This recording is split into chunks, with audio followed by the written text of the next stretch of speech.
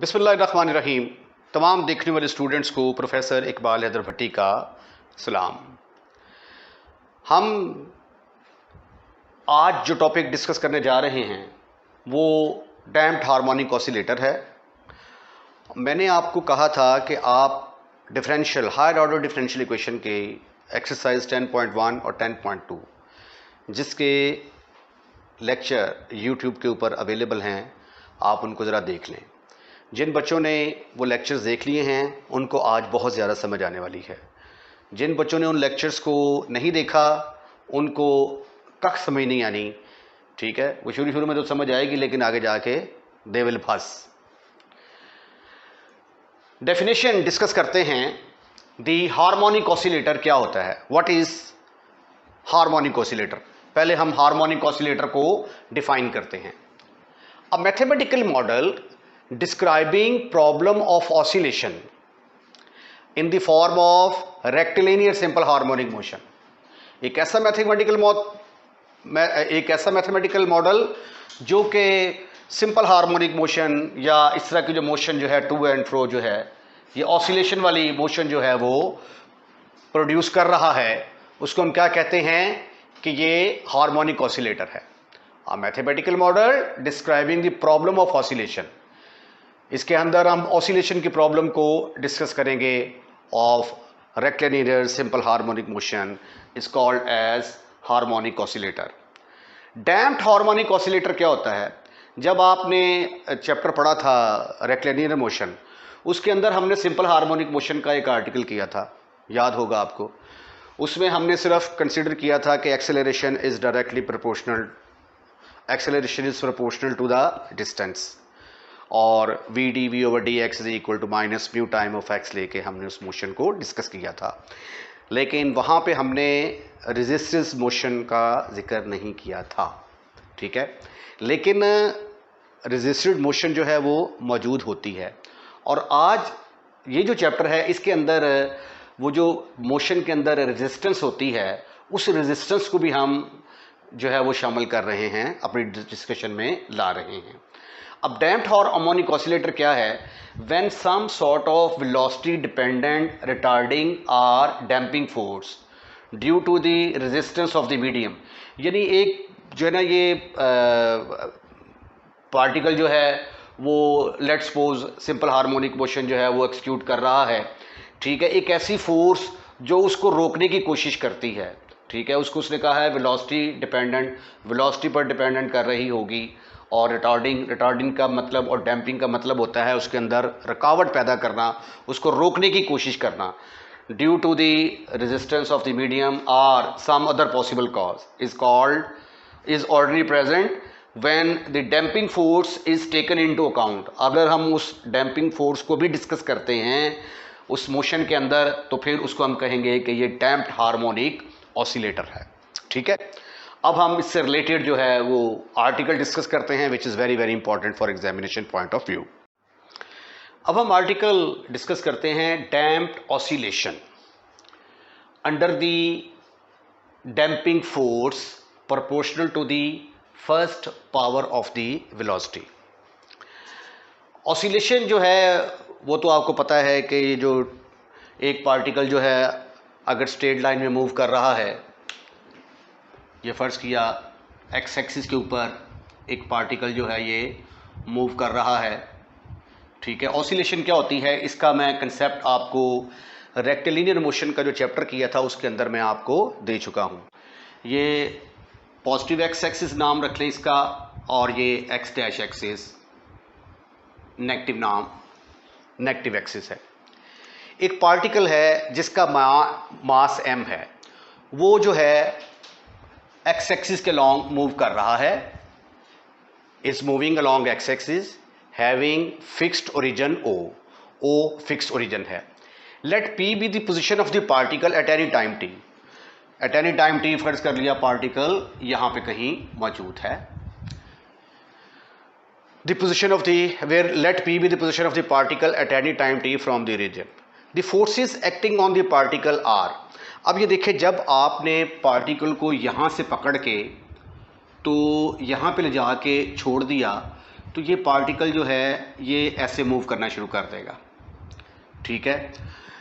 तो इसके अंदर ये जो रेस्टोरेटिव फोर्स है, ये रेस्टोरेटिव फोर्स से जब आप इसको जहाँ पे जाके छोड़ते हैं ना, तो ये जो फोर्स है ये सिस्टम के अंदर ही मौजूद होती है, ये उसको वापस अपनी ओरिजिनल हालत में लाने की कोशिश करती है। और फिर जब ये अपने ओरिजिनल हालत में लाने की कोशिश करती है तो पार्टिकल जो है यहाँ पर रुकेगा नहीं, वो फिर मूव करता हुआ वापस आएगा। और आपको पता है कि यहाँ पे जो है ना वेलोसिटी मैक्सिमम होती है, उसकी वजह से फिर ये आगे खींचा चला जाता है। और फिर जब इस मुकाम पर पहुँचेगा तो ये जो फोर्स सिस्टम के अंदर मौजूद होती है, जो उसको अपनी असल हालत में लाने की कोशिश करती है, उसकी वजह से ये फिर जो है ये मेन पोजीशन ओ की तरफ आएगा। तो ये जो रेस्टोरेटिव फोर्स होती है, यही ही वो फोर्स होती है जिसकी वजह से ये पार्टिकल को टू एंड फ्रो जो है ना ये मूव करने के लिए मजबूर करती है, और इसकी वजह से ही ऑसिलेशन जो है ये बॉडी के अंदर आती है। और ये जो है डैम्पिंग फोर्स, ये वो फोर्स है जो इसके ऊपर अप्लाई की, जो इसके ऊपर जो है इसकी मोशन को रोकने की कोशिश कर रही है। आपने देखा है ना डैम्पिंग जो है ना, ये जब घरों की कंस्ट्रक्शन हो रही होती है तो जब बुनियादें बनाते हैं तो वहाँ पे फिर एक हम डालते हैं सरिया डाल के, उसके ऊपर फिर सीमेंट वगैरह बजरी वगैरह डालते हैं, ठीक है। तो हम उसको कहते हैं ये हम डैम बना रहे हैं। यानी डैम्प का मतलब क्या है कि वो जो रुकावट, जो सीपेज जो है वो जो आ जाती है दीवारों के अंदर, ताकि ये उस चीज़ को ये रोकेगी। तो डैम्पिंग का जो मतलब है ना, मीनिंग, ये रुकावट के मीनिंग में आता है। तो ये जो है ना ये फोर्स, ये इसकी मोशन को रोकने की जो है ये कोशिश करेगी, और ज़ाहिर है रोकने की कोशिश कर रही है तो इसलिए इसकी डायरेक्शन जो है ये ऑपोजिट होगी, और उसको हम माइनस कंसिडर करेंगे। तो इक्वेशन ऑफ मोशन इस केस में किसके बराबर आ जाएगी फिर? इक्वेशन ऑफ मोशन इज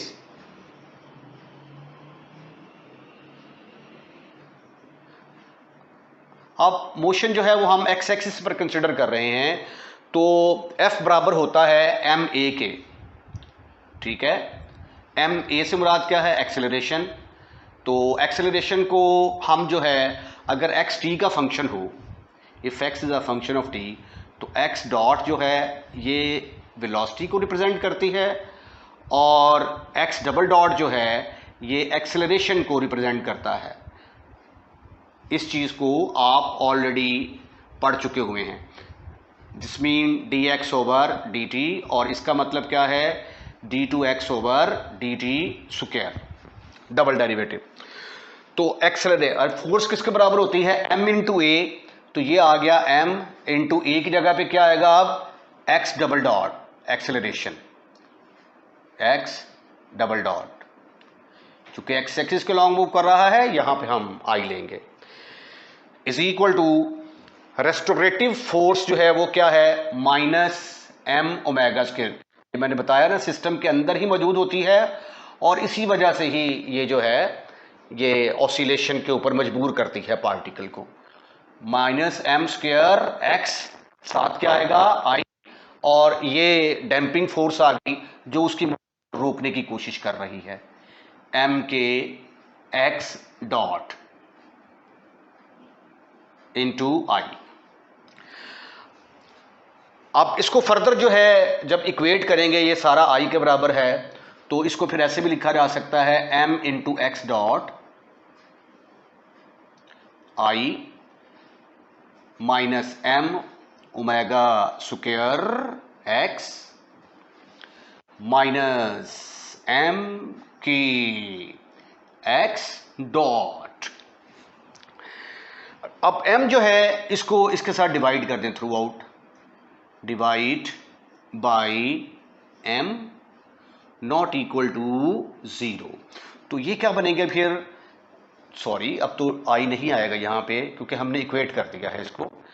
तो this is equal to m into, sorry अब m को भी कैंसिल कर दिया है हमने, तो ये सिंपल आएगा हमारे पास x double dot, x double dot plus is equal to omega square x minus m तो कट चुका है तो k बच गया हमारे पास, k इंटू एक्स डॉट। अब इसको भी उठाकर इधर लेके आएंगे तो ये एक डिफरेंशियल इक्वेशन बन गई है हमारे पास, ऑर्डर। अब इस डिफरेंशियल इक्वेशन को हम हल करना चाहते हैं, प्लस इधर आके बन गया omega square x is equal to 0। It has become differential equation,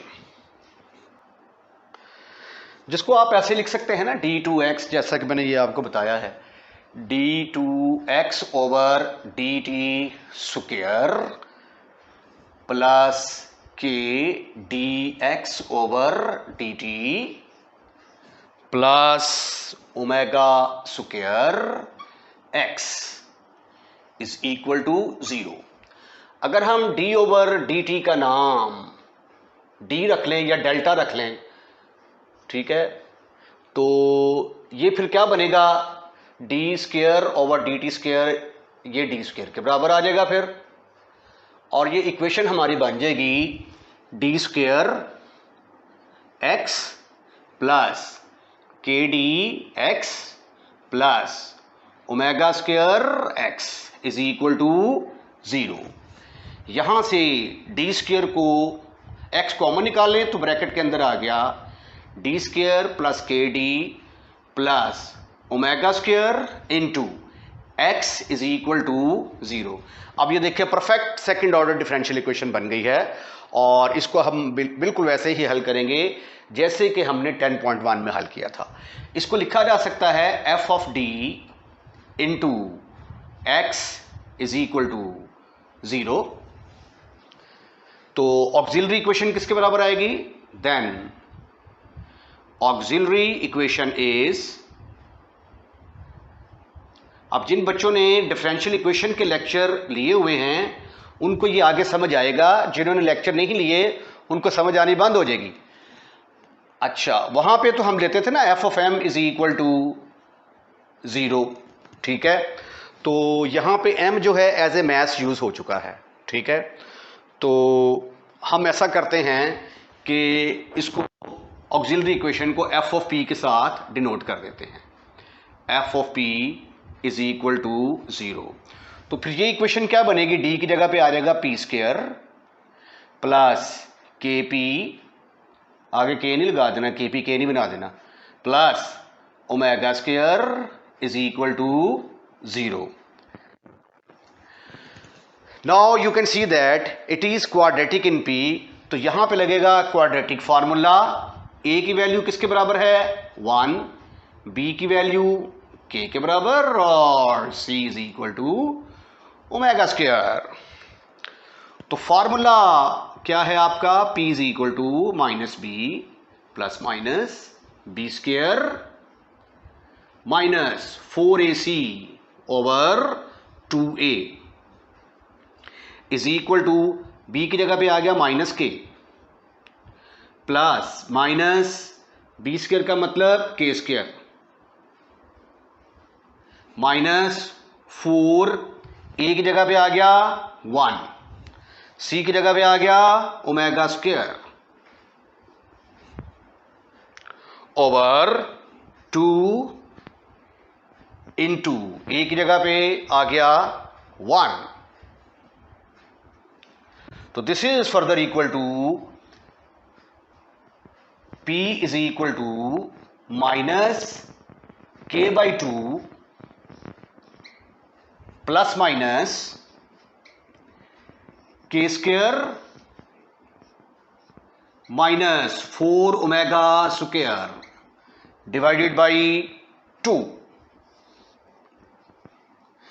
अब आगे जो है वो सारे का सारा जो सॉल्यूशन जो है वो हमारा इसके ऊपर डिपेंड करता है, और ये चीज़ जो स्क्वायर रूट के अंदर आ रही होती है इसको हम कहते हैं डिस्क्रिमिनेंट। आपको याद होगा, ये देखें ना, ये जो बी स्क्वायर माइनस 4ac होता है इसको क्या बोलते हैं, डिस्क्रिमिनेंट। तो ये है हमारा डिस्क्रिमिनेंट, इसके ऊपर जो है ये सारी आगे जो डिस्कशन है हमारी इसके ऊपर डिपेंड करती है। डिस्क्रिमिनेंट किसके बराबर है, के square minus k square minus 4 omega, इसको आप ऐसे ही लिख दें फिलहाल, ओवर 2। यहां पे के स्क्वायर माइनस 4 ओमेगा स्क्वायर जो है ये क्या है, डिस्क्रिमिनेंट है। अब ये जो इसका आंसर है इसकी 3 पॉसिबिलिटीज हैं। एक पॉसिबिलिटी ये है कि ये नेगेटिव हो सकता है, दूसरी पॉसिबिलिटी ये है कि ये पॉजिटिव हो सकता है, तीसरी पॉसिबिलिटी कि ये 0 हो सकता है। अब आगे बनेंगे इसके 3 केसेस। इसको मजीद हम लिख सकते हैं इस तरह कि P is equal to minus k by 2 plus minus k square minus 4 omega square over 2। अगले स्टेप में इसको फिर मैं लिख देता हूं minus k by 2 plus minus, अगर इसको मैं ऐसे लिख दूं के square minus 4 omega square divided by 4, तो have you any kind of एतराज?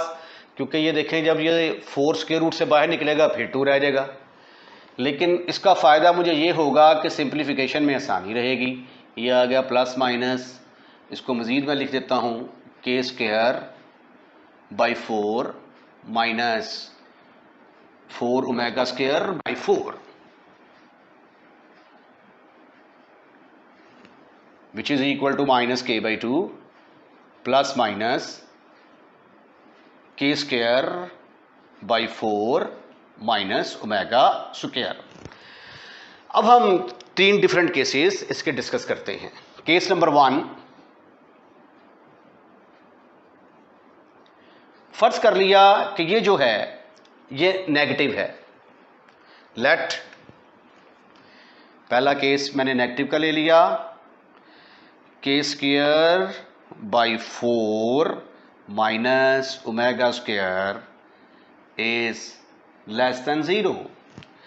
अगर ये नेगेटिव है तो हम सपोज कर लेते हैं कि this is equal to k square over 4 minus omega square is equal to, इसकी शक्ल फिर ऐसी होगी। साथ मैंने स्क्वायर इसलिए लगा लिया ताकि मैं अंडर रूट स्क्वायर रूट वाली टर्म से बच सकूं। तो ये देखें ये P फिर किसके बराबर आ गया, P बन गया P is equal to minus k by 2 plus minus square root के अंदर आ गया माइनस n स्क्वायर। तो इस सूरत में हमारे रूट आ गए इमेजिनरी। तो आपको याद होगा, मैंने आपको कहा था कि आप हायर ऑर्डर डिफरेंशियल इक्वेशन की एक्सरसाइज 10.1 और 10.2 को देख लें। तो जिन बच्चों ने वो लेक्चर देखे हैं उनको मालूम होगा कि इसका सॉल्यूशन लिखने का तरीकाकार क्या है। तो P किसके बराबर आएगा फिर, x इज इक्वल टू, क्योंकि f ऑफ d आ गई x का फंक्शन था ना, तो x इज इक्वल टू, अब आयोटा से पहले क्या आ रहा है k बाई 2 e की पावर माइनस k बाई 2, उसके बाद आयोटा के साथ n लगा हुआ है तो ये एक आ जाएगा C1, एक के साथ आ जाएगा cos ऑफ nt और दूसरे के साथ आ जाएगा sin ऑफ nt। अब ये देखें ये बन गया है एक्सपोनेंशियल फंक्शन में, इसका आंसर आ गया है। तो x चूंकि डिस्टेंस है, डिस्टेंस को रिप्रेजेंट करता है, तो इसके अंदर जो डिक्रीज आएगी वो एक्सपोनेंशियल डिक्रीज आएगी इसके अंदर।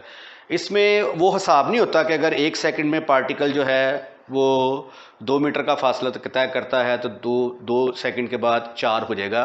ये इस केस में, ऑसिलेशन के केस में ऐसा नहीं होता, बल्कि ये एक्सपोनेंशियल डिके होता है। ठीक है, यानी एज ये एक्सपोनेंशियल डिके का मतलब होता है कि इसके अंदर बड़ी स्लो चेंज आएगी। अब ये देखें, अगर हमने इसको 0 करना है, इसके साथ t मिस हो गया, अगर हमने इसको 0 करना है तो इसका मतलब है 0 तो तभी होगा ना अगर C1 cos of nt plus C2 sin of nt, ठीक है, और ये वाली रकम जो है ये डिनोमिनेटर वाली ये बटे में आ जाए k/2t, ठीक है। अगर ये 0 के बराबर होगी, अगर ये सॉरी इन्फिनिटी के बराबर होगी, तो फिर इसका जवाब जो है ना वो x का जो है ना वो 0 के बराबर आएगा ना, क्योंकि anything divided by infinity answer किसके बराबर आ जाता है, 0 के बराबर। इसको जरा मैं सिंगल ट्रिग्नोमेट्रिक फंक्शन में कन्वर्ट करता हूं। पुट कर दें आप c1 is equal to a cos of alpha और c2 को रख ले जी आप a साइन ऑफ अल्फा। इस तरह cos अल्फा माइनस बीटा का फार्मूला बन जाएगा। मैंने साइन का बनाना है तो आप सब्स्टिट्यूशन में चेंज कर दें, इसको साइन कर देते हैं साइन ऑफ अल्फा और इसको cos कर देते हैं cos ऑफ अल्फा। तो x किसके बराबर आ जाएगा, x is equal to e की पावर माइनस k/2t, ब्रैकेट के अंदर आ गया c1 की जगह पे तो वैल्यू पुट करेंगे हम a sine of alpha into cos of nt plus a cos of alpha sine of nt, bracket close. इसको फिर हम फर्दर लिख सकते हैं, कैसे लिख सकते हैं, ये बन गया हमारे पास साइन अल्फा प्लस बीटा का फार्मूला यूजिंग, अभी नहीं पहले हमें a कॉमन लेना पड़ेगा, a कॉमन लें यहां से, a कॉमन लिया तो ये आ गया e की पावर माइनस k/2t, ब्रैकेट के अंदर sine of alpha cos of nt plus cos of alpha sine of nt। याद रखें कि अभी हम इसका पहला केस डिस्कस कर रहे हैं, अभी इसके मजीद 2 केसेस और बाकी हैं।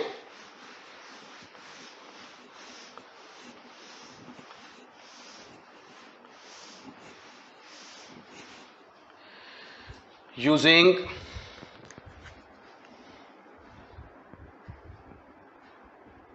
Sign of alpha cos of beta plus cos of alpha sine of beta किसके बराबर होता है, sine of alpha plus beta. अब यहां पे अल्फा की जगह पे तो अल्फा ही है, but nt is playing the role of beta, तो देयरफॉर x किसके बराबर आ जाएगा, a इंटू e की power minus k/2t sine of alpha plus nt। तो ये चूंकि डिके प्रोसेस है, बहुत आहिस्ता आहिस्ता जो है ये इसका डिस्टेंस जो है ये 0 होगा। और कैसे 0 होगा, as t approaches to infinity then x will approaches to 0, क्योंकि इसको हम डिनोमिनेटर पे लेके जाएंगे और अगर ये चीज इन्फिनिटी के बराबर होगी, बटे में इन्फिनिटी आएगा, तो फिर x का जवाब 0 के बराबर आएगा, ठीक है। तो ये जो है इसका डिस्टेंस जो है ना, ये जब ये आहिस्ता आहिस्ता आहिस्ता आहिस्ता जो है ये कम होता है। अब हम इसका दूसरा केस डिस्कस करते हैं, ये था केस नंबर 2। अब हम सपोज करते हैं कि ये जो हमारा डिस्क्रिमिनेंट है, डिस्क्रिमिनेंट की ये पोजीशन जो है ये वाली, ये पॉजिटिव है, पहले हमने नेगेटिव लिया था, अब इसको हम पॉजिटिव कंसीडर करते हैं। Let k square by 4 minus omega square is positive, and अगर ये पॉजिटिव है तो फिर हम सपोज कर लेते हैं कि this is equal to lambda square के बराबर रख लेते हैं इसको, ठीक है। तो therefore P will become, P अब किसके बराबर आ जाएगा, P बराबर आ जाएगा minus k/2 plus minus lambda square. Lambda square जब जजर से बाहर तशरीफ लाएगा तो k/2 प्लस माइनस लैम्डा की शक्ल इख्तियार कर लेगा।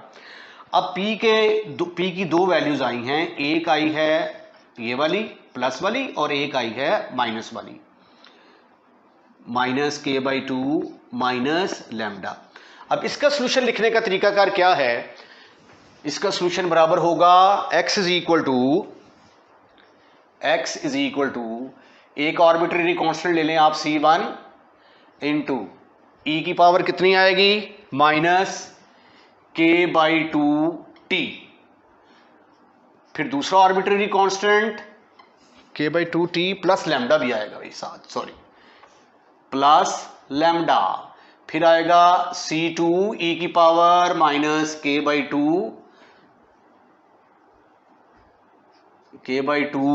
प्लस लैम्डा t, इस तरह बाहर आएगा। ओके, k/2 प्लस लैम्डा साथ क्या आएगा t। अब इसको मजीद थोड़ा सिंप्लीफाई करते हैं। इसको अगर मैं लिख दूं c1 ई की power minus k/2 t into e की power lambda t plus c2 e की पावर, यहां पे माइनस आना चाहिए, एक प्लस है एक माइनस है, ई की पावर माइनस k/2 और ई की पावर माइनस लैम्डा t।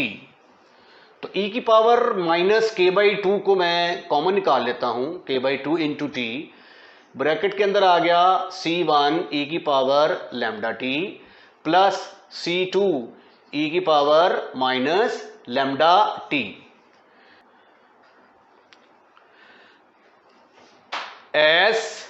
अब ये भी जो रकम जो है ये जब डिनोमिनेटर में जाएगी तो पॉजिटिव हो जाएगी, तो उसको जब ये इन्फिनिटी के बराबर होगी, यानी टाइम जब इन्फिनिटी होगा तो फिर डिस्टेंस आहिस्ता आहिस्ता किसके बराबर आ जाएगा, जीरो के बराबर। As t approaches to infinity x approaches to zero. इसमें आर्बिट्रेरी कांस्टेंट हमने c1 और c2 अगर पहले चूज कर लिए हैं तो फिर आप इनका नाम c3 रख दें और c4 रख दें, कहीं आप उससे मिक्स अप ना कर दें इसको, c3 c4 c3 c4।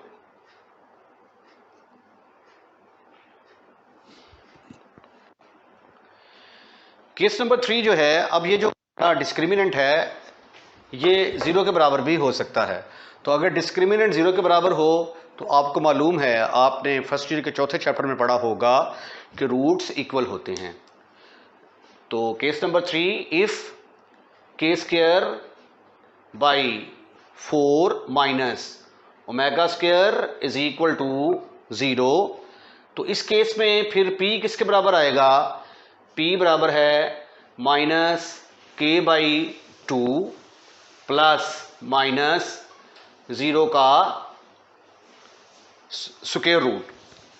तो दूसरे लफ्ज़ों में p is equal to minus k/2 plus minus 0, तो माइनस k/2 एक प्लस 0 आ गया और p is equal to minus k/2 minus 0 आ गया। तो इस सूरत में हमारे रूट्स इक्वल आ जाते हैं, माइनस k/2 माइनस k/2। तो अगर रूट्स इक्वल हों तो आपने जाहिर है कि हायर ऑर्डर डिफरेंशियल इक्वेशन की एक्सरसाइज 10.1 ज़रूर की होगी। तो उसके अंदर अगर रूट्स इक्वल, सोल्यूशन लिखने का तरीका क्या था, x is equal to a plus b t e की पावर माइनस k/2 t। अब ये देखें, ये फिर एक्सपोनेंशियल फंक्शन आ गया है, तो इसके अंदर भी एक्सपोनेंशियल डिके होगा। एक्सपोनेंशियल डिके का मतलब मैंने बताया था कि आहिस्ता आहिस्ता, बहुत आहिस्ता आहिस्ता जो है इसकी वैल्यू जो है ये डिक्रीज होगी, x की वैल्यू, यानी एज t अप्रोचेस टू, जब इन्फिनिटी को अप्रोच कर देगा तो तब जाके x जो है ये 0 के बराबर होगा।